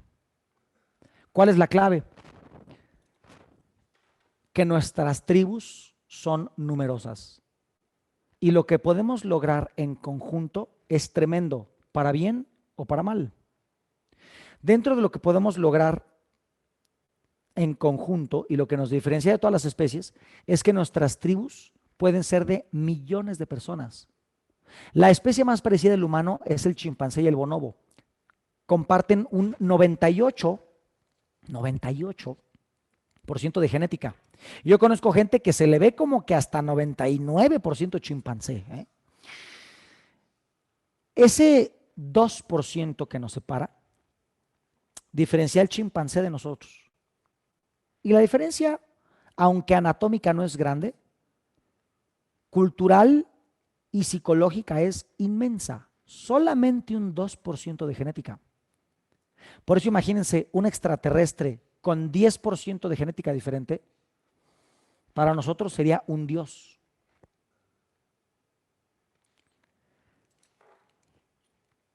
Las tribus más grandes de simios son de no más de 120 o hasta 150 integrantes. ¿Ok? Creo que pasó algo con la cámara, Garo. Ah. Las tribus de los chimpancés no son de más de 150 integrantes. ¿Por qué? Porque si se hace más grande, se vuelven dos tribus. ¿Por qué no pueden soportar más de 150 integrantes maximísimo? Por el factor confianza. Para que una tribu sea tribu, los miembros de la misma necesitan confiar en los otros. ¿Cómo le hacen los chimpancés y los bonobos para confiar los unos en los otros? A través de la protección, la provisión o el sexo. Yo como chimpancé confío en ese. Si me coge o me lo cojo, me protege o lo protejo, o le doy de comer o me da de comer. Las mismas monedas se utilizan aquí en la cultura humana. La protección, el alimento y el sexo. De hecho, los chimpancés hacen una especie de proselitismo en donde buscan votantes para ver quién va a ser el macho alfa. En los chimpancés el macho alfa no siempre es el más mamado, el más rudo o el más violento. A veces es el que se gana más el favor de la tribu. ¿Y cómo se la gana? Dándoles comida, protegiéndolos de simios más grandes o cogiéndoselos a todos. Y entonces la tribu dice, no, pues en este güey confiamos, porque me dio plátano, o me metió el plátano, o me protegió de que me quitaran mi plátano, ¿no? Y entonces así se elige al macho alfa de la tribu. ¿Qué creen? Que en la humanidad es igualito, ¿eh? Los políticos dicen, yo les voy a dar más seguridad, ¿no? Nos dicen, no, yo voy a elevar el Producto Interno Bruto y vamos a tener mejores sueldos. O sea, nos ofrecen comida, nos ofrecen protección, pero al final nomás nos terminan cogiendo a todos, ¿verdad? Pero esa es otra historia. La razón por la cual los seres humanos pueden tener tribus tan grandes es que podemos confiar en personas que ni siquiera conocemos, a pesar de que no nos cojan, no nos den comida o no nos protejan. Y la única manera en la que podemos confiar en personas que no conocemos es cuando compartimos una historia. Una historia como el catolicismo, una historia como el islam, una historia como el capitalismo neoliberal, una historia como el castellano. ¿Saben ustedes qué es México? Muchos dirán, son 2 millones de kilómetros cuadrados. No. ¿Saben qué es México? Son 130 millones de habitantes. No. ¿Saben qué es México? México es una historia que 130 millones de personas creen. ¿Qué es Argentina?